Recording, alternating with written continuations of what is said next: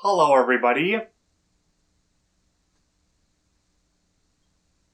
Yeah, as you can see, I'm no longer sitting on a three-seater. That's because the tower is still under construction, and, well, my couch got kind of destroyed in a construction accident. So in the meantime, between me finding a new couch or a more visually interesting venue to film myself, I'm going to be doing my reviews on this love seat. But until then, I'll have to tide myself over by reviewing more nerd stuff. And seeing as Canada is one of the nerdiest countries, if not the nerdiest, in the world, I might as well embrace patriotism and spotlight something made in my homeland. Which is why I'm reviewing the first episode of Corner Gas, a Canadian sitcom so popular that, not only did it get a follow-up animated series and a movie, but it also got a big following in Australia. Although Diamond Bolt and Rabbit Luigi have never talked about it, so it couldn't have gotten that popular in the land down under. You think there's not a lot going on? Look closer, baby, you're so wrong. And that's why you can stay so long. Starting with a look at the Season 1 DVD cover. And I know, I don't usually do this for TV shows, but this cover, it is something else, let me tell you. To start, the combination of the overcast sky, the gritty misaligned gas-style text, and 7 of the main characters giving these super serious expressions gives off the impression that this series is meant to be taken seriously. Just going off those 3 aspects, one might think that this series is a sort of urban crime drama, where everybody has a checkered past and or dark secrets, and shocking revelations hide around every corner. And then there's Brent Leroy's head poking out at the bottom with an expression that says, "Hey, how's it going?" Which you might think would ruin the cover, but it actually works to show exactly what this show is about. See, this series doesn't actually deal with complex and serious plot lines, much rather it focuses on its characters being silly. Part of that is due to said characters thinking that their own mundane issues are the most important things in the world, hence why all the main characters have those serious grimaces here. All except for Brent, whose expression is neutral because he acts as a laid-back straight man to the eccentricity of the other characters. Although he does have his moments of bizarre self-importance, but we'll get to that later.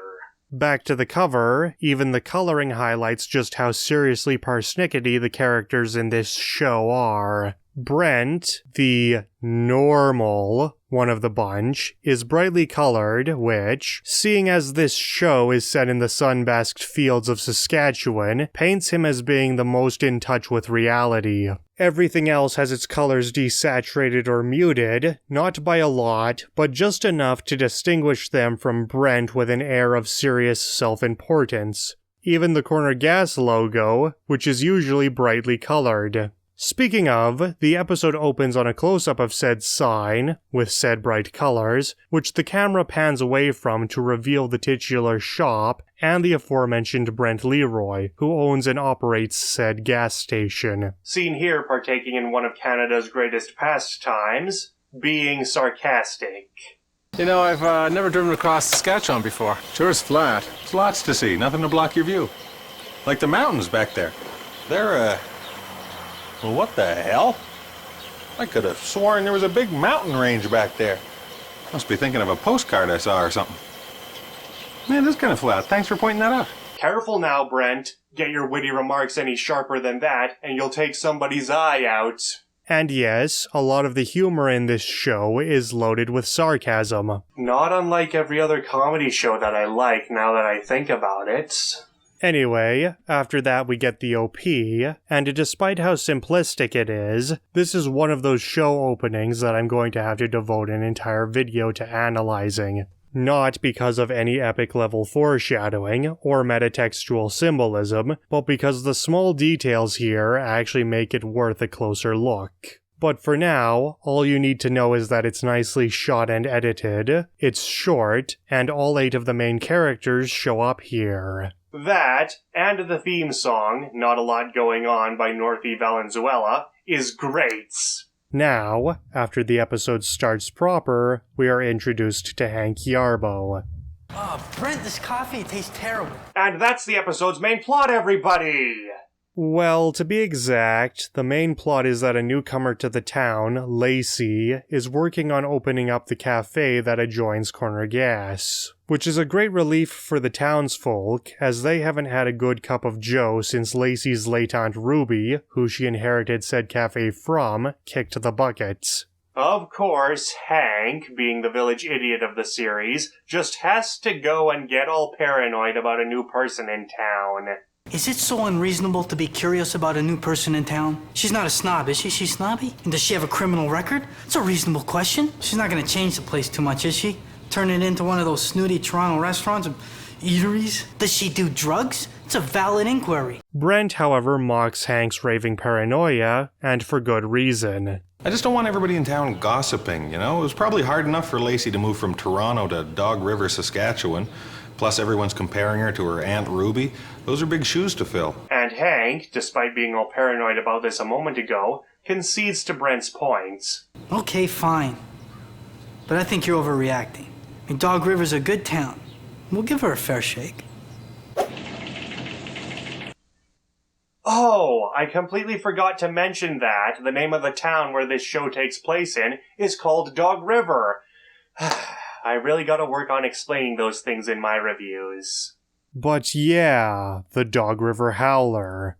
You might think that such a slanderous headline would leave a mark on Lacey's reputation, but apparently this paper gets details so wrong so often that the locals have just accepted that any headline it gets is inherently false. That's not media. That's Gus Tompkins. He's about as sharp as a sock full of soup.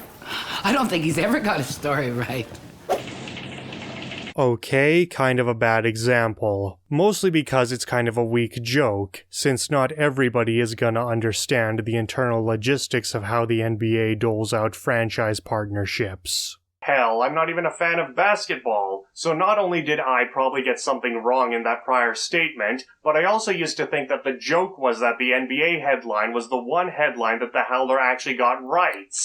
Sure, I know better now, but the point is that this is one of those jokes that's gonna go right over many people's heads. Odd, since this episode has a better joke about how inept the Howler is. Question, if I told you that this was the headline to a story about a small chunk of space rock killing a chicken, do you think that that story was worth this clickbaity a headline? Speaking personally, no. So yeah, the Howler is highly sensationalized, and everybody in Dog River knows it. Everybody except Lacey, who hasn't lived in Dog River long enough to know not to take it seriously. And while I'm on this topic, you remember how I said that Brent was the straight man to everybody's zany antics? Yeah, that isn't always the case, and not just because Brent can be silly himself on occasion, but because there are a lot of other members of the core cast who serve that role every now and again, and Lacey is one of them. However, the reason she even fits into that role is because her main role in this narrative is the outsider, so she spends her time reacting to how strange everybody else acts. That said, what keeps her from being the series' main straight man is the same thing which makes her a straight man in the first place. She's a fish out of water who constantly tries to fit in with the new environment she's found herself in, yet she never goes with the flow. Granted, that isn't too apparent here, but that's because it's only the first episode. And in all honesty, a lot of the stranger things she does throughout this series wouldn't hit nearly as hard if they didn't establish her as being a sane person very early on. That said, one character they wasted no time setting up as completely fucking insane was Brent's dad, Oscar Leroy.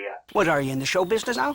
The gas business not good enough for you? You gotta be Ed Sullivan? We got a great shoe. We got a really big shoe. What the hell are you thinking? What's next? A water slide? Turn the gas station into a big family fun park with movies and Ferris wheels and circus elephants blowing up balloons? Pickup trucks. Believe it or not, those bits of unhinged rambling were actually some of his least crazy moments. As for why he's acting so loony towards his son, well, apparently renting movies tarnishes the sanctity of selling gas and chip bags. Which isn't that surprising when you find out how he reacted to Brent suggesting they get some gas station uniforms. Remember when I suggested we get some uniforms? Some nice, simple corner gas uniforms? You said people would think we were Nazis. I said they might think we were Nazis. He may be a crazy old man, but when it comes to understanding the knee-jerk reactions of people on the internet, he's way ahead of his time. Fortunately, Emma, Oscar's wife and Brent's mom, shows up to put an end to their discussion by intimidating them Western style.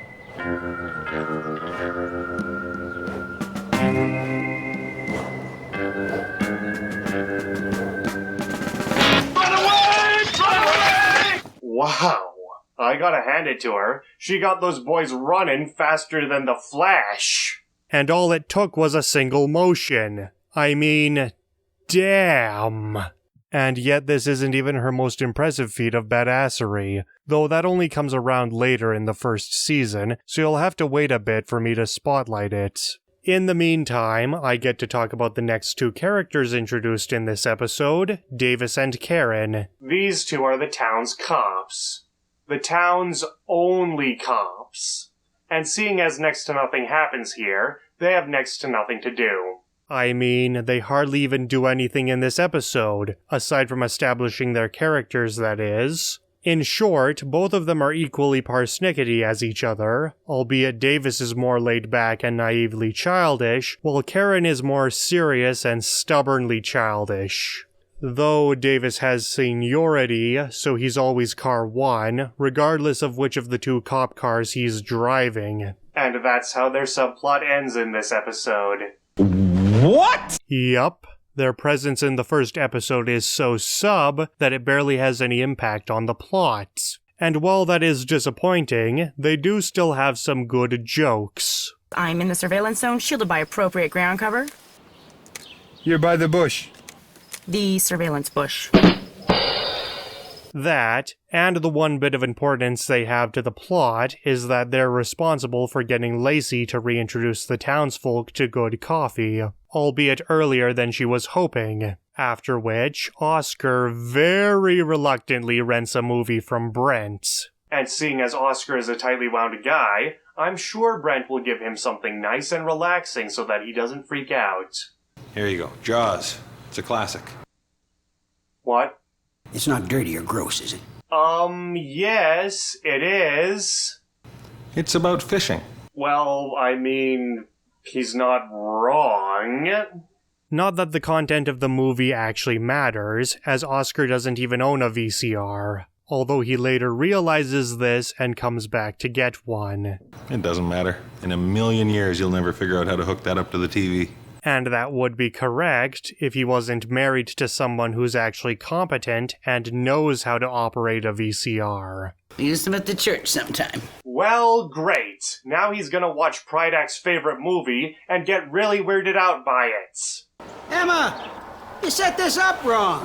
There's supposed to be a sword fight. Oh, right. This actually happens later in the episode. Before this, there's a scene where Brent and Lacey are ribbing Oscar for not getting the VCR working by making up a bunch of stuff that didn't happen in the movie and asking him how much he liked those scenes. And what they made up was some crazy stuff. Like JoJo's Bizarre Adventure level crazy. Did you like the part where the shark fought the dinosaur? My favorite part was when the shark went back to his home planet. How about the part where the shark grows legs and climbs up on the beach and has a sword fight with the sheriff? Seriously, something like that wouldn't be out of place among the rest of Hirohiko Araki's written work, especially if the shark had a stand. Or if the shark was a stand. But to get back to the main plot, Lacey finishes renovating the coffee shop, and the locals sure are noticing. Didn't need to do all this, waste of money. Change for change's sake. Looks like Martha Stewart blew up. I feel mildly violated. Pretty standard fare as far as internet criticism is concerned. Though, unlike internet comment sections, they don't actually say any of those things to Lacey's face. High time for change. Looks like Martha Stewart was in here. I feel mildly refreshed. So, well, not that into the cafe's new look, the townsfolk don't care that much, especially if they can get good coffee, so they don't bother to complain. All except for Hank, that is, as the changes Lacey has made are just too, girly for his taste. The walls are pink, Brent. Pink. This freaky abstract art on the walls. She puts weird cloths on the table. You're drinking your coffee in a Barbie dream house. She's turned the coffee shop into a gay bar. Said like a man who's never been to a gay bar once in his entire life. Though it is interesting that Oscar is more respective of somebody else's differences than Hank is in this situation. While it is true that both characters are the most petty and stupid of the main cast, usually Oscar is more the abrasive and vindictive of the two, while Hank tends to be much more quiet, sheepish, and respective of others' feelings. Granted, that isn't always the case, but it's still unorthodox for Hank to be more outspoken and outraged than Leroy Sr. That said, Hank, having made his distaste known, elects to boycott Lacey's business. Though of course nobody in town takes him seriously, because boycotting a business for having pink walls is a special type of stupid, and Brent even discusses the matter the same way he did when they were kids. Yes, they have been friends that long. Speaking of, this scene of Brent walking out to break Hank's sign and walking back in was all done in one shot.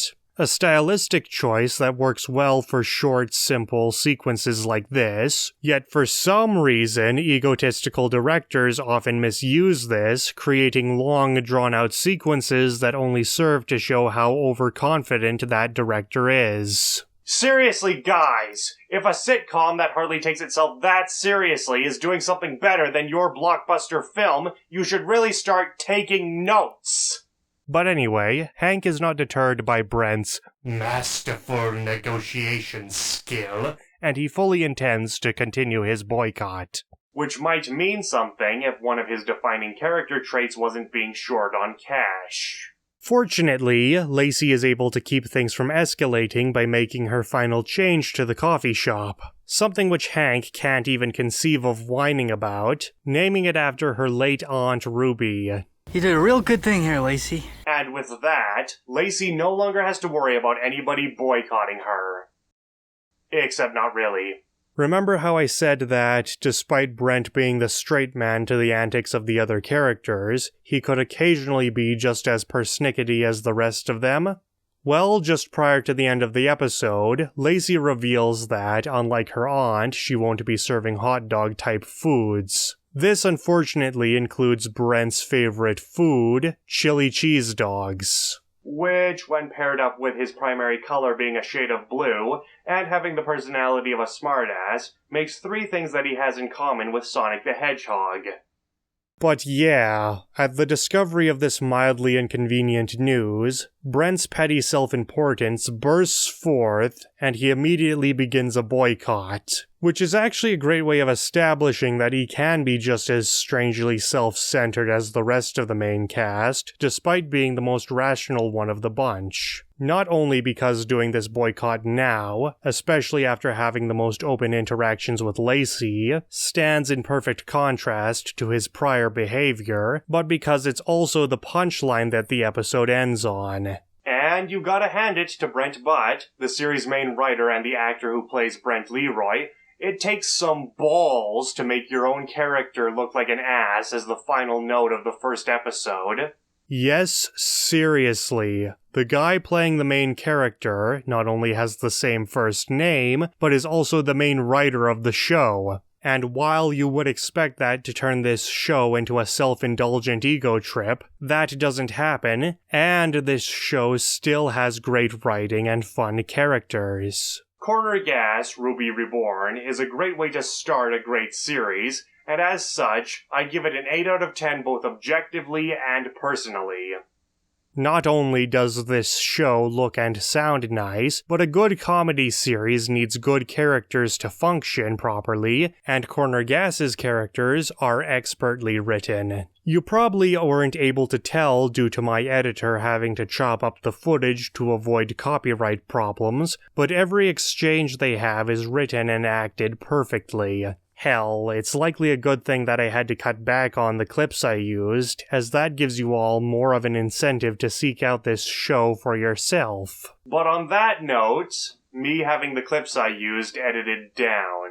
Look, it's no secret that I, and other internet critics like myself, edit down the content we review to avoid copyright problems. Some even move around story events, or just review their items in a non-linear style when writing and editing their reviews. And when it comes to Corner Gas, my editor and I will have to move around a lot of plot points if I want to keep these reviews legible, copyright safe, and at a reasonable length. This is because this show doesn't follow a single plot. Much rather, this show has roughly 2 to 4 plots running simultaneously. Sure, there is the occasional episode which has one main plot accompanied by 2 subplots, and the odd instance where an episode has just one plot, but that's besides the point.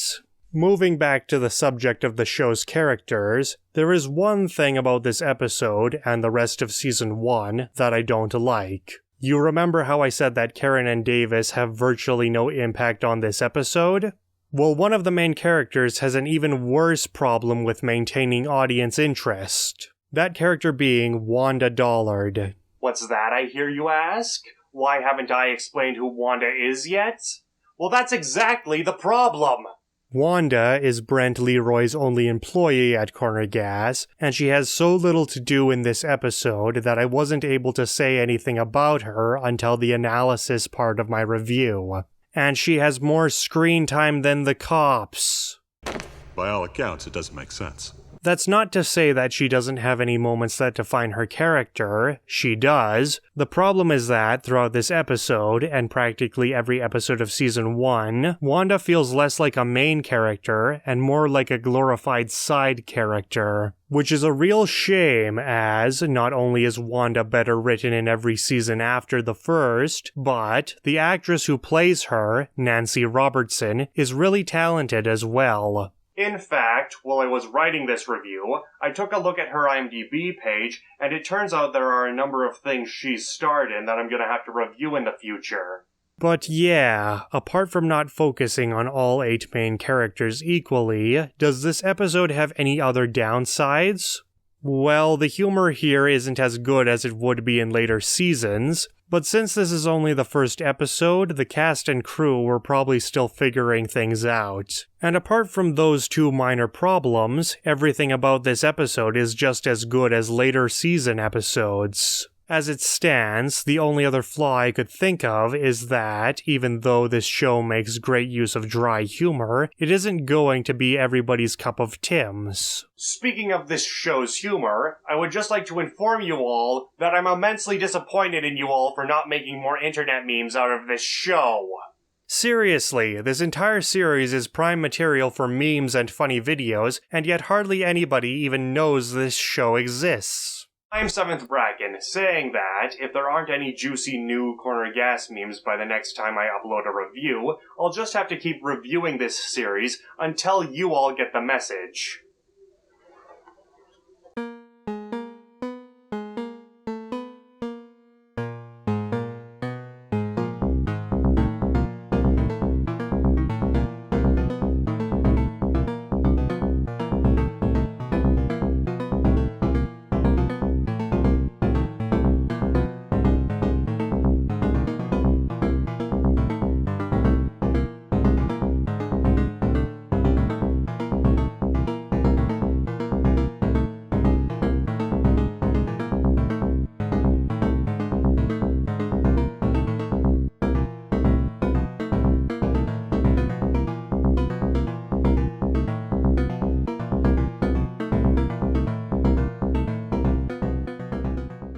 I almost forgot! Every episode of this show has a thing at the end of the credits. Wonder what that even is. We're on the interweb at cornergas.com.